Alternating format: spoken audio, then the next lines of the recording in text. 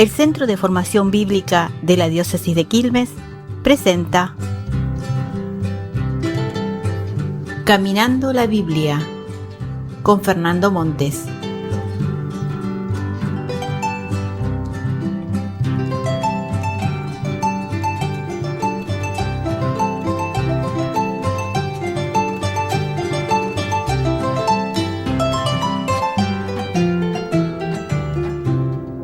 Toda sociedad se organiza en base a grupos con distintos intereses, eso lo sabemos bien. Bueno, eso también ocurría en la sociedad judía en los tiempos de Jesús. Pero había un grupo que dominaba gran parte de la situación y que era el ejército romano, un grupo numeroso. Era de ocupación. Se trataba de un ejército mercenario con soldados que provenían de todo el imperio, que ejercían la violencia, la opresión, y bueno, ellos creían que para eso estaban. Ciertamente el pueblo no los quería, los atemorizaba la violencia y la injusticia con que se movían.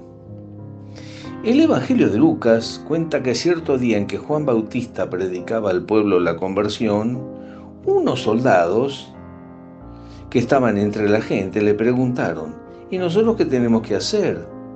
Y Juan respondió 3 cosas: no opriman a nadie, no calumnien y conténtense con lo que ganan.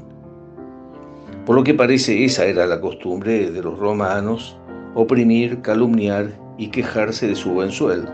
Además, los soldados tenían privilegios especiales que no los tenía la gente. Por ejemplo, el llamado derecho de carga. Todo soldado podía exigir a un transeúnte que le llevara la carga, lo que sea, por 1 milla.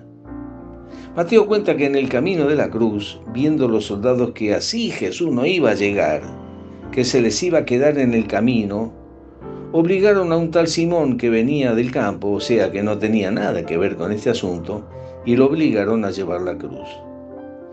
También tenían el derecho de recibir alojamiento. Por ejemplo, llegaba una patrulla militar a una aldea y la gente tenía que abandonar su casa y dejársela a los soldados.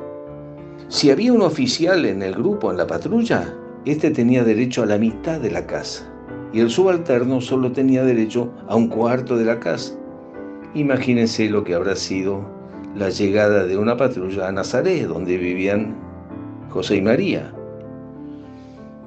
Y el tema de la calumnia, bueno, ante una acusación de un soldado, el vecino pobre no tenía ninguna defensa. Podía ser falsa o verdadera la acusación, pero hasta podía ser condenado a muerte.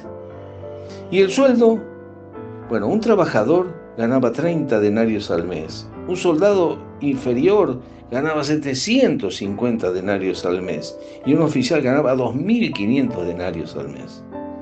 O sea que Juan les estaba diciendo: muchachos, antes de quejarse, fíjense lo que gana la gente. Y sin embargo, los evangelios nos muestran otras cosas interesantes. Por ejemplo, en Cafarnaúm, que había un destacamento, un jefe de tropa le pide a Jesús que le cure a su sirviente.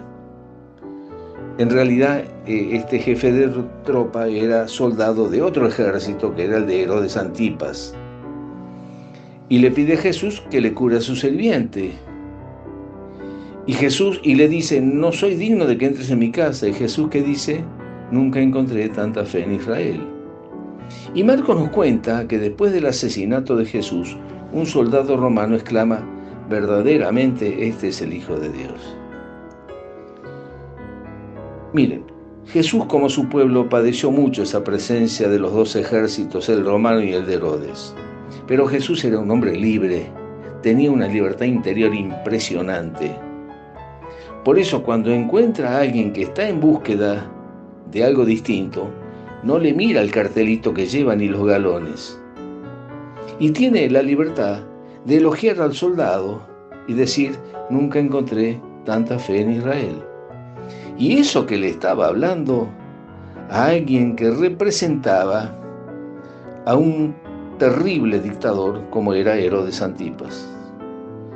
Hay que tener una gran libertad para encontrar un poco de luz en medio de tanto barro, ¿no es cierto?